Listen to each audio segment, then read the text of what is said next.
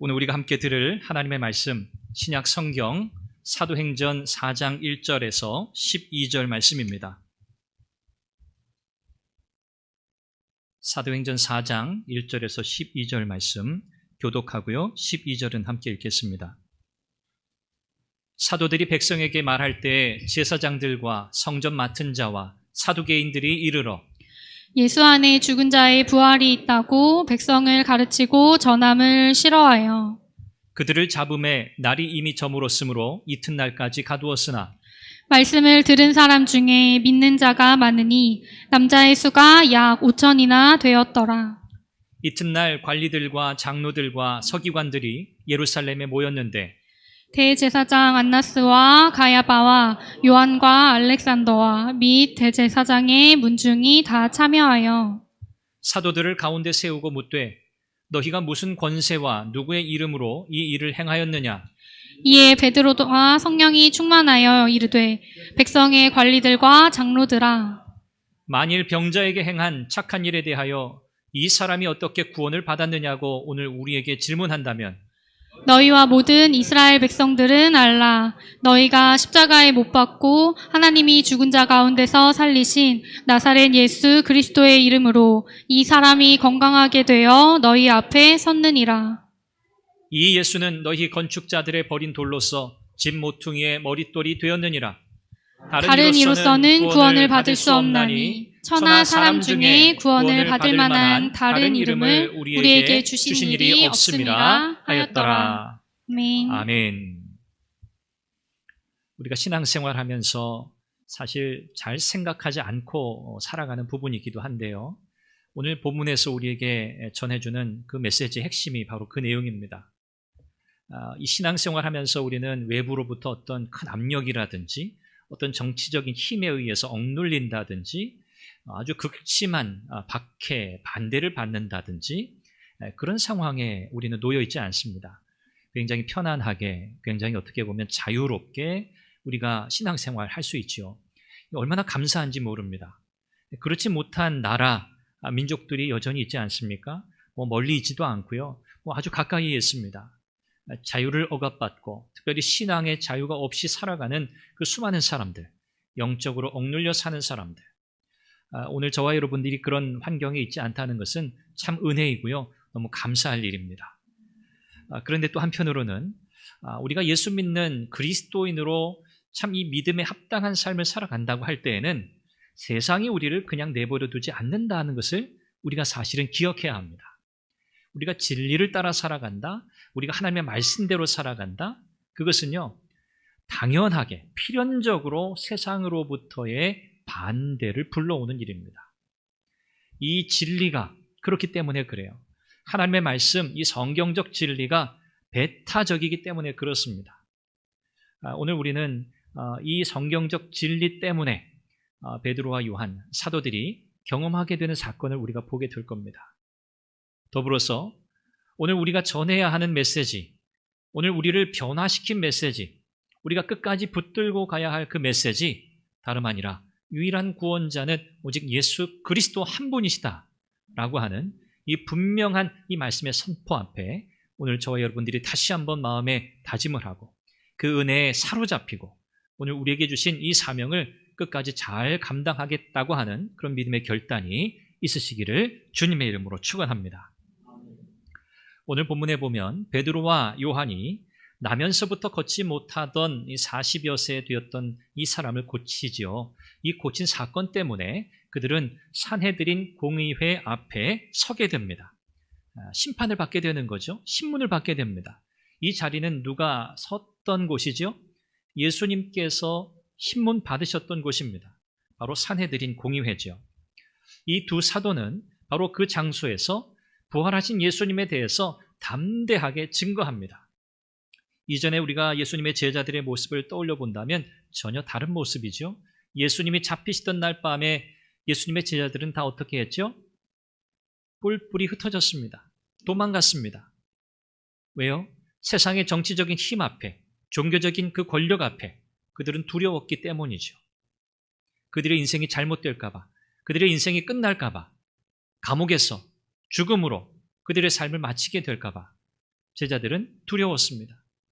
그렇게 주님 곁을 떠나갔던 그 제자들의 그 과거의 모습과 달리 오늘 베드로와 요한 이 두 사도는 그 사내들인 공의회 앞에 당당하게 서서 예수님의 부활을 증거하고 있습니다.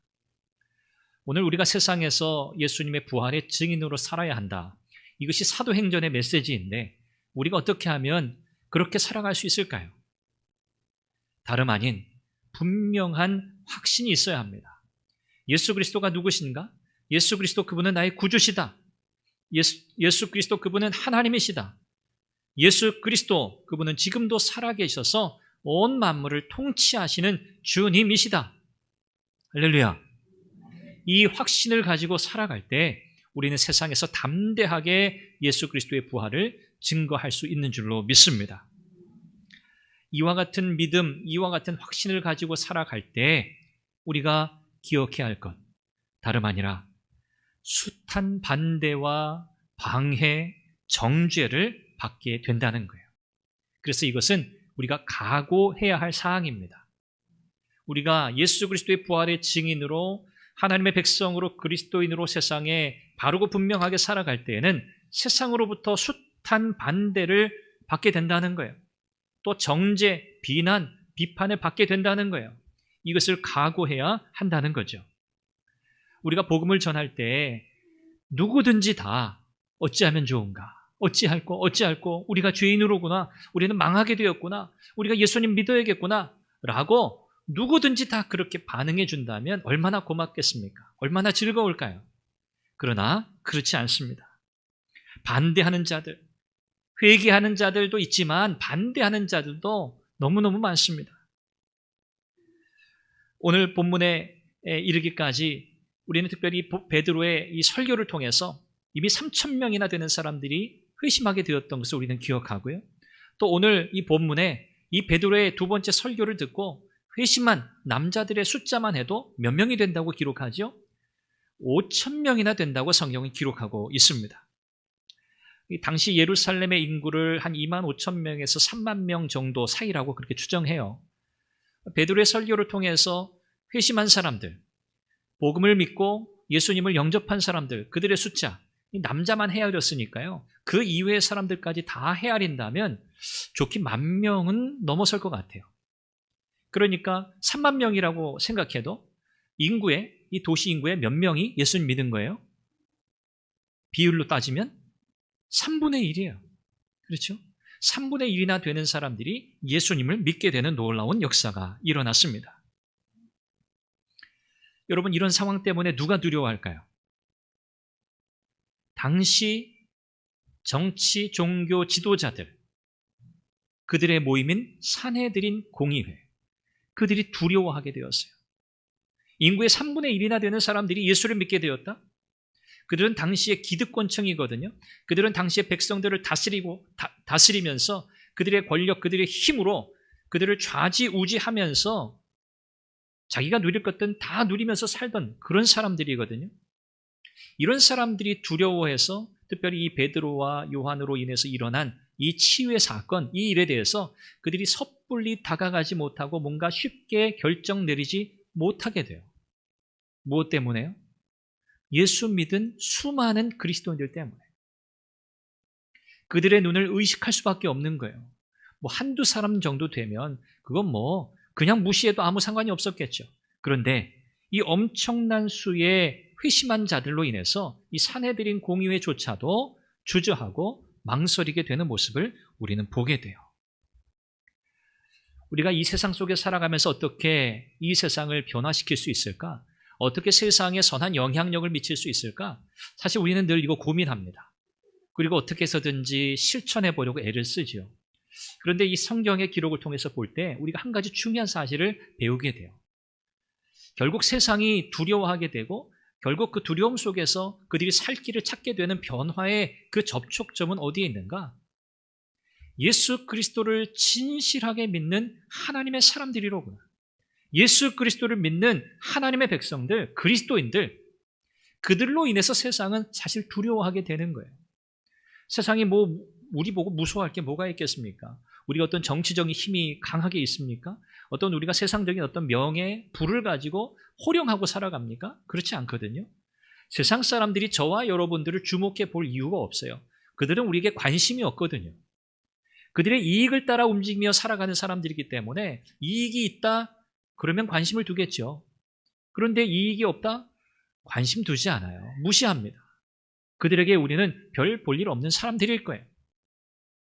우리가 어떻게 세상을 들썩이게 하고 그들의 마음을 흔들어 놓을 수 있습니까? 우리가 가진 것으로는 안 돼요.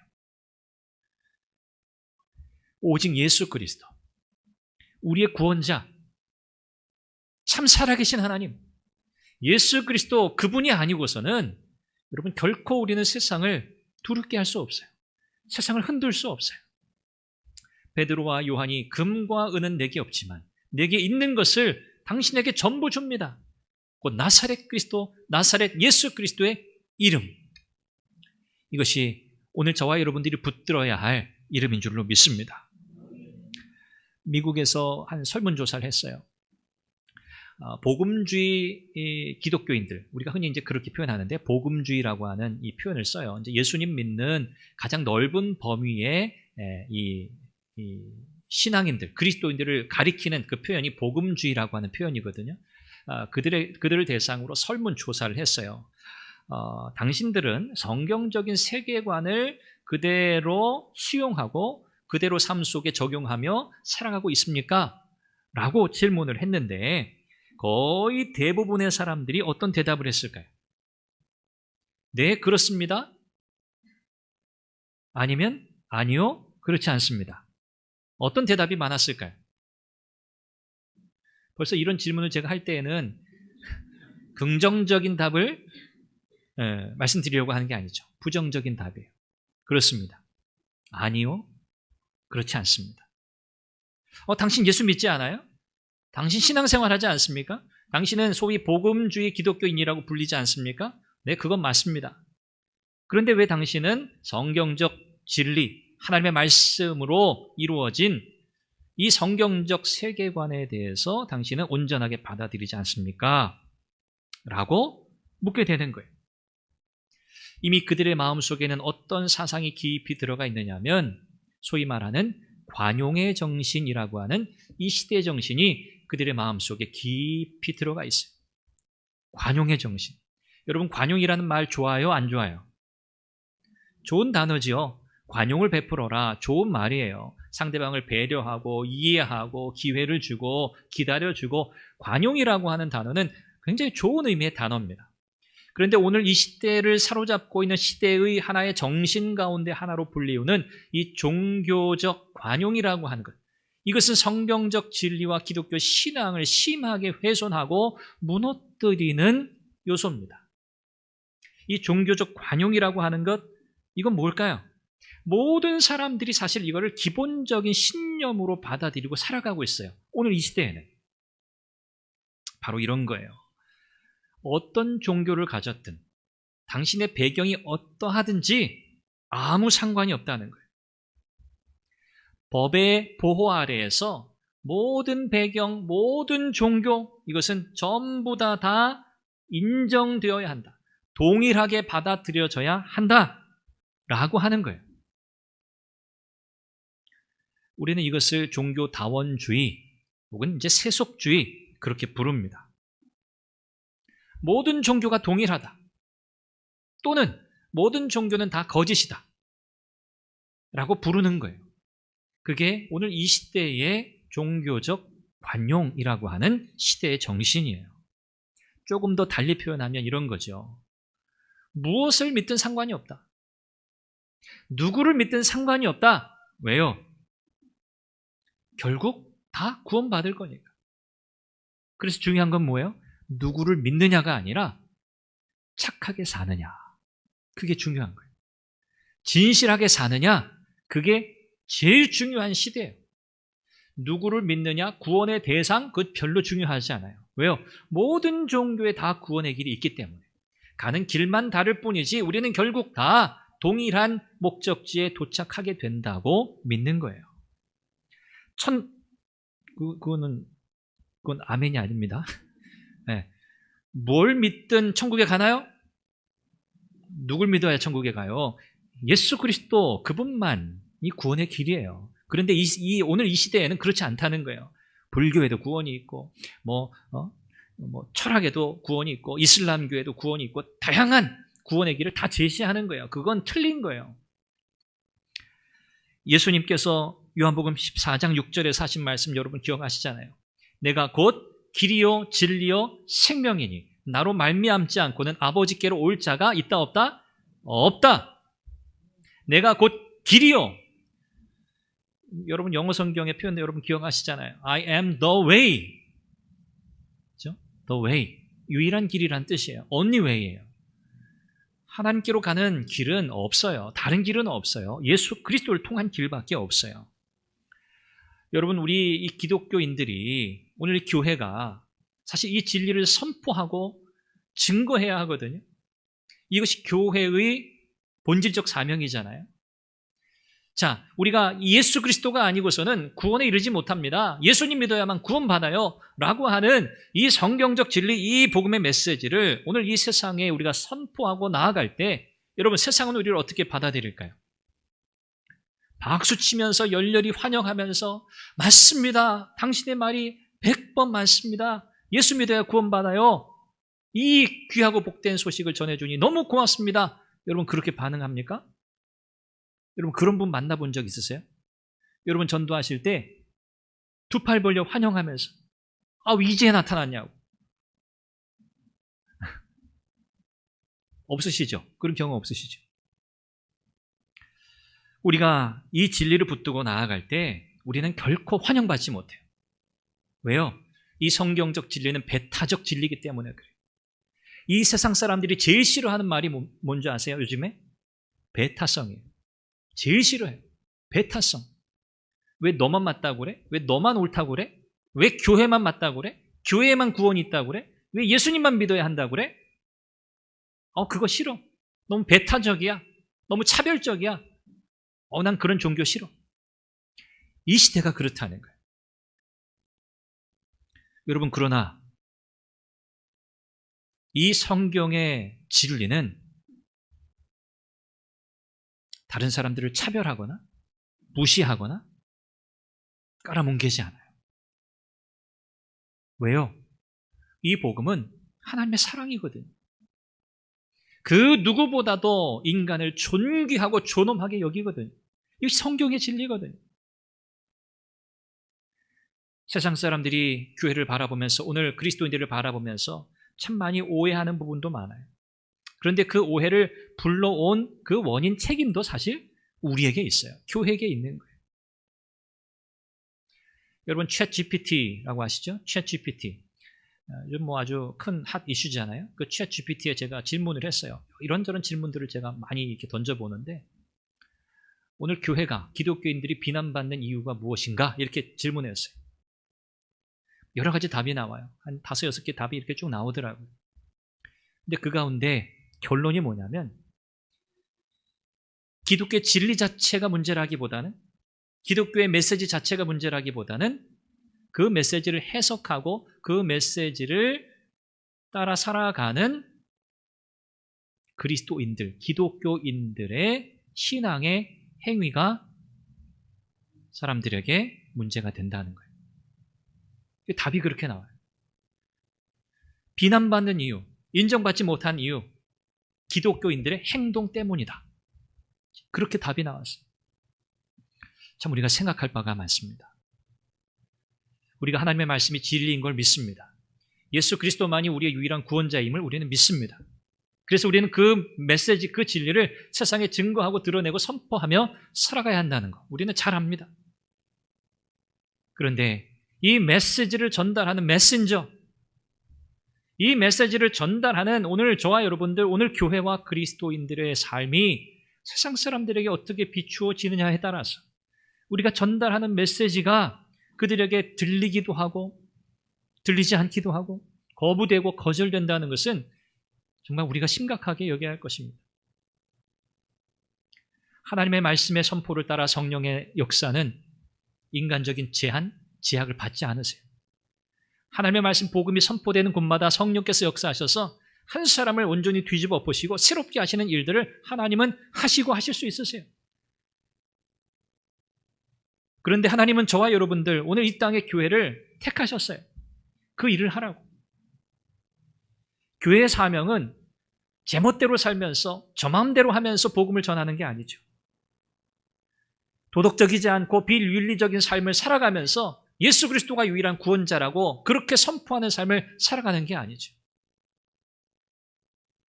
오늘 저와 여러분들의 삶은 그 누구보다도 발라야 하고 온전해야 하고 고다야 할 줄 믿습니다. 참 그게 힘들죠. 좀 구부정하게 가면 편할 텐데, 조금 삐뚤게 가면 좀 더 쉬울 텐데, 다 그렇게 사니까. 그런데 오늘 저와 여러분들은 그럴 수 없습니다. 왜? 하나님의 말씀이 그렇지 않고요. 우리가 그렇게 사는 모습으로 세상에 이 진리를 전할 수 없어요. 저와 여러분들은 끝까지 이 성경적 진리를 신실하게 선포해야 하고 또한 선포하는 만큼 참되고 온전한 신앙인의 삶을 살아내야 할 줄로 믿습니다. 그런 은혜가 있으시기를 바랍니다.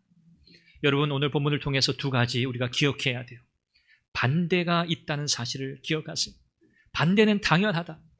우리는 반대에 부딪히게 되어 있어요. 베드로와 요한이 백성들에게 주의 말씀을, 복음의 메시지를 설교하고 있을 때 어떤 무리들의 사람들이 급히 달려왔어요. 그리고 그 설교를 멈추게 했습니다. 그들이 누구죠? 오늘 본문에 보니까 제사장들, 성전 맡은 자, 사두개인들, 그들이 달려왔어요. 제사장은 누구죠? 성전 책임자예요. 성전 맡은 자는 누구죠? 그들은 성전 보안 책임자예요. 성전 보안 책임자. 서열이 높아요. 서열 2위예요. 대제사장이 서열 1위, 성전 맡은 자, 성전 경비를 책임진 사람이 서열 2위예요. 그리고 사두개인들은 누구죠? 당시 산헤드린 공의회의 대부분을 이루었던 정치인들이에요. 정치인들. 그들은 예수 그리스도의 부활을 믿지 않아요. 메시아가 부활의 존재다 믿지 않는 사람들이에요. 이 사두개인들, 정치적 관료들, 이 세 무리의 사람들이 급히 베드로와 요한에게 달려와서 베드로의 설교를 멈추게 했습니다. 왜 그랬을까요? 2절에 이렇게 말해요. 그 이유를. 예수 안에 죽은 자의 부활이 있다고 백성을 가르치고 전함을 어떻게 했다고요? 싫어해요. 뭘 싫어했어요? 예수 안에 죽은 자의 부활이 있다고 백성을 가르치고, 첫 번째, 가르치는 행위 자체를 싫어했어요. 가르치는 건 누가 해야 돼요? 자기들이 해야 되거든요. 왜? 이건 자기들의 특권이니까. 그런데 지금 누가 가르쳐요? 베드로가 또 요한이 가르치고 있어요. 솔로몬의 행각에서. 거기는 자기들의 자리인데. 가르치는 행위 자체를 싫어했어요. 두 번째는 가르치는 내용을 싫어한 거예요. 죽은 자의 부활이 있다. 예수 안에. 이 내용 자체를 싫어한 거예요. 이것은 영적으로 무지한 자들의 일반적인 반응이죠. 오늘 등장하는 이 반대하는 이 자들은 영적으로 어두워져 있는 자들의 전형이에요. 그들은 베드로와 요한을 어찌할까 하다가 산헤드린 공의회 앞에 세워서 공개적으로 망신을 주고 더 이상 그 일을 못하게 해야겠다 딱 생각을 하고 있는데 날이 저물었어요. 그래서 공의회 소집을 못해요. 날이 저물면. 그런데 여러분, 예수님의 경우는 어떻게 했어요? 날이 저물었는데도 예수님 불러다가 신문했잖아요. 그 법을 어긴 거예요. 당시 법으로는 해가 지면 소집을 못해요. 그래서 오늘 본문에도 이튿날 그들을 소집하기 위해서 감옥에 가둬요. 베드로와 요한을 감옥에 가둡니다. 그리고 이튿날이 되어서 베드로와 요한을 산헤드린 공의회 앞에 세우게 되는 거예요. 하루 저녁 감옥에 갇혀 있으면서 베드로와 요한이 어떤 생각을 했을까? 아마 주님께서 하셨던 이 말씀 기억하고 마음의 위로를 받았을 것 같아요. 누가복음 1장 12절에서 15절 말씀인데요. 이 모든 일 전에 내 이름으로 말미암아 너희에게 손을 대어 박해하며 회당과 옥에 넘겨주며 임금들과 집권자들 앞에 끌어가려니와 이 일이 도리어 너희에게 증거가 되리라. 그러므로 너희는 변명할 것을 미리 궁리하지 않도록 명심하라. 내가 너희의 모든 대적이 능히 대항하거나 변박할 수 없는 구변과 지혜를 너희에게 주리라. 이제 다음 날이 되면 날이 밝으면 공의회 앞에 서야 돼요. 그리고 수많은 질문을 받을 거거든요. 거기에 대해서 베드로와 요한이 답변을 해야 돼요. 그런 상황에서 아마 베드로와 요한은 우리 주님이 하셨던 이 말씀을 떠올리면서 마음에 큰 힘과 용기를 얻었을 거예요. 걱정하지 마. 두려워하지 마. 내가 모든 대적들이 능히 대항하거나 변박할 수 없는 구변과 지혜를 너에게 줄 거다. 이 말씀을 붙들었을 거예요. 수많은 반대자들의 반대 그리고 회방에도 불구하고 이 베드로의 설교를 통해서 회심한 사람들이 5,000명이나 되었다고 하는 이 놀라운 사실, 여러분 여기서 우리는 무엇을 배우게 돼요? 세상에 복음의 역사, 복음의 능력을 막아설 수 있는 어떤 권세도 없다는 거예요. 아멘이십니까? 세상에 그 어떤 권세도 어떤 힘도 어떤 능력도 예수 그리스도의 십자가 복음의 능력을 막아설 수 없어요. 하나님의 구원의 역사를 방해할 수 없어요. 이것이 복음의 능력입니다. 이튿날 열린 산헤드린 공의회에 사람들이 모였어요. 관리들, 장로들, 서기관들이라고 또 다른 무리를 표현하고 있습니다. 관리들은 이제 대제사장들의 무리를 가리켜요. 그리고 장로들, 성전 맡은 자들, 전임 제사장, 이들을 다 포함해요. 그리고 사두개인들, 또 바리새인들, 여기 서기관들이 바리새인들이죠. 이런 사람들이 다 모였어요. 힘이란 힘은 다 쓰는 사람들이 다 모인 거예요. 내노라 하는 사람들은 다 모였어요.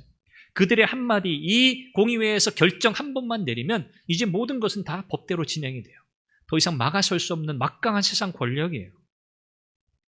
여기 등장하고 있는 대제사장 가야바, 그의 장인으로 등장하는 안나스, 이 당시에 이 안나스라고 하는 이 은퇴한 대제사장이 뒤에서 다 자기 사위 이 가야바를 조종하고 있었어요. 그러니까 실세는 가야바가 아니라 안나스였어요. 예수님을 신문할 때 중요한 역할을 했던 사람들이잖아요. 그들은 예수님을 신문하듯이 베드로와 요한에게 묻습니다. 7절이에요. 너희가 무슨 권세와 누구의 이름으로 이 일을 행하였느냐? 너희들이 무슨 권세, 무슨 자격이 있어서 너희 따위가, 이 본문의 원래 원문의 뉘앙스는 그런 의미예요. 너희 따위가 도대체 뭔데? 너희가 어떤 자격으로 감히 이런 일을 행했느냐? 그거예요. 이 일은 무슨 일이죠? 성전 미문에서 구걸하던 사람을 고친 일이에요. 너희들 내가 볼 때 아무것도 아니고 별 볼 일 없고 자격이 없는 것들인데 너희 도대체 어떻게 이런 일을 행했느냐는 거예요. 어떤 자격으로 했냐는 거예요. 지금 이 질문에는 여러분, 이들이 어떤 사람인지가 그대로 드러나요. 도대체 이 사람들은 무엇을 추구하며 사는 자들인가? 이들에게 가장 중요한 건 뭡니까? 힘이에요. 힘. 권세예요. 권세. 힘. 권력이에요. 기득권이에요. 이 권세와 힘을 누구와 공유하기 싫어요. 자기들끼리만 똘똘 뭉쳐서 그 지키기 위해서 애쓰는 사람들이에요. 누구든지 그 조직의 시스템에 대항하거나 덤비는 사람들은 가만두지 않는다는 거예요. 그들의 관심은 오직 자신들의 기득권에만 있었기 때문에 그래요. 예전 같았으면 이렇게 모든 힘을 동원해서 몰아붙이고 강력하게 반대하고 그들을 집어삼킬 듯한 이런 세상의 권력 앞에 예전 같았으면 제자들은 다 도망갔어요. 베드로와 요한도 마찬가지.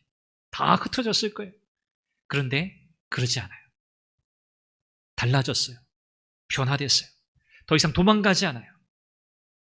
왜요? 주님의 이 말씀을 그들은 마음에 기억했어요. 마태복음 5장 11절 12절 말씀이죠. 나로 말미암아 너희를 욕하고 박해하고 거짓으로 너희를 거슬러 모든 악한 말을 할 때에는 너희에게 복이 있나니 기뻐하고 즐거워하라. 하늘에서 너희의 상이 크민이라. 할렐루야. 베드로와 요한은 지금 무엇을 바라보고 있을까요? 하늘의 상급을 바라보고 있어요. 우리 주님 바라보고 있어요. 이전과 같이 부끄럽게 그들은 더 이상 도망가지 않아요. 이제는 담대하게 그들의 목숨을 걸고 이 공의회 앞에서, 세상의 권력 앞에, 가장 막강하고 권력한 그 힘 앞에서 주눅들지 않고 그들은 이 반대에 무릅서 예수 그리스도 십자가의 부활, 그 복음을 증거해요. 오늘 저와 여러분들도 그렇게 살아갈 수 있기를 바랍니다. 세상이 우리를 누르고 힘으로, 권력으로 우리를 제한하고 억압할 겁니다. 앞으로는 더 그런 일들이 많아질 겁니다.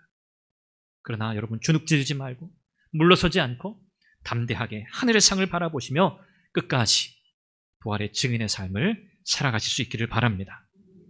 우리가 마지막으로 한 번 더 기억할 것, 구원에 이르는 오직 유일한 길, 누구의 이름을 믿는 거예요? 예수 그리스도. 예수 그리스도. 다른 길은 없어요. 베드로는 성전 미문에 그 40년 된 나면서부터 걷지 못한 사람을 치유한 그 사건을 하나님의 구원의 역사라고 그렇게 표현하고 있어요. 그러니까 육신의 치유 이상의 사건이라는 거죠. 여기 기록된, 오늘 보면 12절에 기록된 다른 이로서는 구원을 얻을 수 없다 할 때 이 구원이라고 하는 소테리아라고 하는 이 단어의 의미가 바로 두 가지를 다 담고 있어요. 치유, 육신의 질병의 치유라는 의미도 담고 있고 영혼의 구원이라고 하는 그런 의미도 함께 담고 있는 단어예요. 치유는 곧 구원의 사건이었어요. 베드로는 이 일이 어떻게 이루어졌는가? 바로 예수 그리스도의 십자가로 말미암아 되었다고 이야기합니다. 10절 말씀이에요.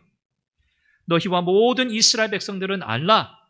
너희가 십자가에 못 박고 하나님의 죽은 자 가운데서 살리신 나사렛 예수 그리스도의 이름으로 이 사람이 건강하게 되어 너희 앞에 섰느니라. 둘로 말하지 않아요. 베드로는 직접적으로 분명하게 확신에 차서 말합니다. 너희들이 예수를 죽게 했다. 너희들이 죽인 예수를 하나님이 살리셨다. 그리고 오늘 너희들이 듣고 본 이 일은 바로 다시 사신 나사렛 예수 그리스도, 그분이 하신 일이다 라고 분명하게 선언하고 있습니다. 베드로는 시편 118편 22절에 건축자들의 버린 모퉁이 돌이라고 하는 그 표현을 통해서 예수님을 설명해요. 너희들은 모퉁이 돌 되신 예수님을 버렸다는 거예요. 무엇을 위해서? 자기들의 성전을 쌓기 위해서. 그들이 말하는 성전이 뭘까요? 눈에 보이는 성전이 아니에요. 자기 성이에요. 자기 자신의 기득권과 힘과 권세와 권력과 가진 것을 보호하기 위해서 그들이 철옹성처럼 쌓아놓은 그들 자신의 성이에요. 그거 지키려고 그들은 진짜 성전이신 구원자이신 예수 그리스도, 모퉁이 돌이 되신 예수님을 그냥 버렸어요. 여러분, 모퉁이 돌이 가장 중요한 돌이라는 거 아시죠? 건축물을 세울 때 가장 먼저 놓는 돌이잖아요. 물론 건축자들에 따라서는 자기의 설계에 따라 모퉁이 돌이 제대로 놓이지 않았다든지 마음에 들지 않으면 버리기도 해요. 그래서 그 버려진 돌을 또 다른 건축자가 가져다가 자기의 계획이나 자기의 설계에 맞으면 그거 다시 또 쓰기도 하거든요. 이제 그런 배경 속에서 이 모퉁이 돌이라고 하는 이 표현이 나온 거예요. 모퉁이 돌 되신 예수 그리스도, 그분은 성전의 기초세요. 하나님께서 새롭게 열어가시는 새로운 성전, 그건 바로 교회죠. 신약의 교회죠. 교회의 머리가 되시는 분, 교회를 세우시는 분, 그걸 그들은 알지 못했던 거죠. 베드로는 과감하게 12절에 이렇게 선언합니다. 우리 한번 같이 읽어볼까요? 12절 말씀. 시작. 다른 이로서는 구원을 받을 수 없나니 천하 사람 중에 구원을 받을 만한 다른 이름을 우리에게 주신 일이 없음이라. 아멘. 세상 사람들에게 이 메시지보다 더 과감하고 배타적인 선언은 없습니다. 우리가 믿는 이 신앙, 기독교, 예수 믿는 우리를 기독교라 그렇게 부르죠. 여러분, 우리의 믿음, 우리의 신앙은요, 사람이 만들어낸 이야기가 아닙니다. 소설이 아닙니다. 이론도 아니에요. 관념도 아닙니다. 이것은 역사의 현장 한복판에서 일어난 역사적인 사건이에요. 팩트예요. 사실이에요. 우리는 헛된 것을, 허상을 믿는 사람들이 아니에요. 죄인을 위해서 이 땅에 오신 하나님이신 예수 그리스도, 그분이 우리의 죄를 위해서 십자가에 죽으시고 사흘 만에 다시 살아나셔서 승천하셔서 지금도 하나님 보좌 우편에 살아계심을 우리는 믿습니다. 그분은 온 세상의 주권자시요 창조주시며 지금도 다스리시는 만물의 통치자이심을 우리는 믿습니다. 세상이 구원을 얻을 수 있는 길은요, 오직 예수 그리스도 그분을 믿는 것밖에 없어요. 왜요? 하나님께서 세상에 다른 구원자의 이름을 주신 적이 없기 때문에 그렇습니다. 말씀을 맺습니다. 복음은요, 우리의 전 인격을 새롭게 하는 능력이에요. 오늘 저와 여러분들이 그렇게 변화되었어요. 그리고 변화되고 있어요. 마지막 순간을 향해 우리는 나아가고 있어요. 영화의 삶을 향해 가고 있어요. 영화는 우리가 이 땅에서 성화의 삶을 마치고 난 뒤에 하나님 나라에서 누리게 되는 삶이에요. 우리는 이 땅에서 여전히 부족하고 연약하지만 그러나 거룩한 하나님의 백성으로서의 삶을 힘써서 살아갑니다. 마지막 순간까지. 이것이 복음의 능력이에요. 예수 그리스도 안에서 우리 안에 일어나는 놀라운 새로운 삶의 변화예요. 내가 선택하고 내가 동의해서 아닙니다. 하나님께서 오늘 저와 여러분들의 인생에 찾아오셨어요. 그분이 우리의 인생에 적극적으로 개입하셨어요. 그리고 주권적으로 그분의 일을 우리 안에서 행하신 거예요. 그래서 오늘 저와 여러분들은 하나님의 자녀 백성 되었습니다. 어머니가 우리를 낳아서 세상에 존재하게 된 것처럼 하나님께서 예수 그리스도 안에서 오늘 저와 여러분들을 낳으셨어요. 그래서 우리는 하나님의 자녀예요. 새로운 존재가 되었고요. 새로운 삶을 부여받았어요. 우리는 이제 새 사람 되었으니 새로운 삶을 살아야 해요. 하나님이 원하시는 삶을 추구해야 돼요. 변화된 사람으로서의 삶을 살아야 해요. 예수 그리스도의 부활의 증인이 되는 삶, 복음을 전하지 않으면 살아갈 수 없는 삶, 그런 삶을 오늘 저와 여러분들은 살아야 한다고 성경은 다시 한번 말씀하고 계십니다. 상황에 따라서 형편에 따라서 눈치 보고 애매하게 입장을 취하는 게 아니고요. 상황이 어떠하든 형편이 어떠하든 변함없이 하나님의 말씀이 진리임을 믿고 복음이 진리임을 믿고 이 믿음 붙들고 끝까지 앞으로 전진해 나가는 삶. 이것이 오늘 저와 여러분들이 살아가야 할 삶인 줄로 믿습니다. 교회도 그렇고요. 개인도 마찬가지예요. 우리는 늘 성장하기를 원해요. 성숙하기를 원해요. 부흥하기를 원해요. 여러분, 그 길에는 왕도가 없어요. 지름길이 없어요. 여러분의 신앙이 자라기 원하십니까? 성숙하기 원하십니까? 우리 교회가 정말 진정한 의미의 영적 부흥을 경험하기를 원하십니까? 왕도가 없다니까요? 지름길이 없다니까요? 그냥 한 걸음 한 걸음 뚜벅뚜벅 걸음을 옮겨가는 것뿐이에요. 매일매일 하루하루 순간순간을 하나님의 말씀대로 살려고 몸부림치면서 힘들지만 어렵지만 세상이 우리를 방해하고 제한하고 억압하지만 그래도 이 믿음, 이것이 진리이기에 타협하지 않고 끝까지 한 걸음 한 걸음 옮겨가는 거예요. 거기에 진정한 성숙과 성장과 부흥의 역사가 있을 줄로 믿습니다. 마지막 말씀이에요. 나부터 잘하자. 나부터 잘하자. 옆에 분들 그렇게 신경 쓰실 거 없어요. 이런 의미에서 몰라라라는 말씀이 아니에요. 우리는 서로 돌봐야 해요. 신경 써야 돼요. 그러나 오늘 제가 드린 이 말씀의 문맥 안에서 나부터 잘해야 돼. 나부터 바로 서자. 나부터 하나님 말씀대로 살도록 살아가자. 내가 좀 몸부림 쳐보자. 정말 내가 믿음으로 한번 살아내보자. 여러분, 이런 애씀과 이런 간절한 열망이 여러분 개개인에게 있으시기를 바랍니다. 그런 한 분 한 분이 모여 있을 때, 그렇죠? 그렇게 교회로 우리가 모였을 때 그 안에서 하나님께서 일으키실 놀라운 은혜의 역사를 여러분 기대하십시오. 그렇죠? 하나님이 가만히 계시겠어요? 우리를 통해서 하나님의 놀라운 일들을 이루실 거예요. 그렇죠? 믿음의 자리에 바로 서서 이 걸음 정직하게 꿋꿋하게 걸어나가는 저와 여러분들에게 하나님께서 함께 하시고 성령의 능력으로 역사하실 줄 믿습니다. 함께 기도하겠습니다. 하나님, 세상은 우리를 방해합니다. 우리를 대적합니다. 우리를 막아섭니다. 하나님, 그러나 우리가 예수 그리스도 십자가의 능력 붙들고 믿음으로 온전하게 살아갈 때에는 이건 당연한 일입니다. 오히려 내 삶에 그러한 방해와 그런 세상으로부터의 억압이 없다면 내가 이거 정말 잘못 살고 있는 게 아닌가? 내가 참 믿음으로 살고 있지 않은 건 아닌가? 이런 생각을 우리가 해야 합니다. 하나님 정말 말씀대로 믿음대로 살아가는 삶이 되게 하옵소서.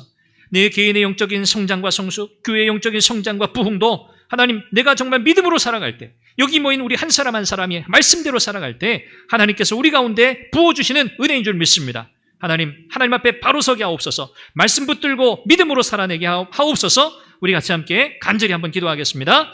자비하신 아버지 하나님, 은혜와 사랑을 감사합니다. 하나님, 오늘도 우리에게 귀한 예배 허락하시고 하나님 주의 말씀 앞에 서게 하시고 다른 이름이 없습니다. 오직 유일한 구원자, 오직 예수 그리스도 한 분이십니다. 우리가 예수 그리스도의 십자가 능력 붙들고 주여 우리의 삶을 통하여 주님의 십자가 자랑하고 예수님 자랑하고 증거하는 삶을 살아가게 하여 주시기를 원합니다. 세상은 반대할 것입니다. 세상은 우리를 비난할 것입니다. 배타적이라고, 너희만 옳느냐고 우리를 향해서 비난할 것입니다. 그러나 하나님, 우리는 믿습니다. 이것이 우리를 구원하는 하나님의 능력이요 참 진리임을 믿습니다. 그러므로 우리는 타협할 수 없습니다. 하나님, 우리는 물러날 수 없습니다. 하나님, 우리가 세상에서 어떠한 일을 당하든 하나님, 우리가 물러서지 아니하고 하나님의 말씀대로 살아내는 복된 삶을 살아가게 하여 주옵소서. 하나님, 말씀 붙들게 하시고 복음의 진리를 붙들게 하시고 나부터 믿음으로 살아내는 복된 신앙의 삶을 살아가도록 도와주옵소서. 하나님, 선한 교회를 은혜 가운데 붙드시고 하나님의 능력 가운데 세워주실 줄 믿습니다. 주여 역사하옵소서.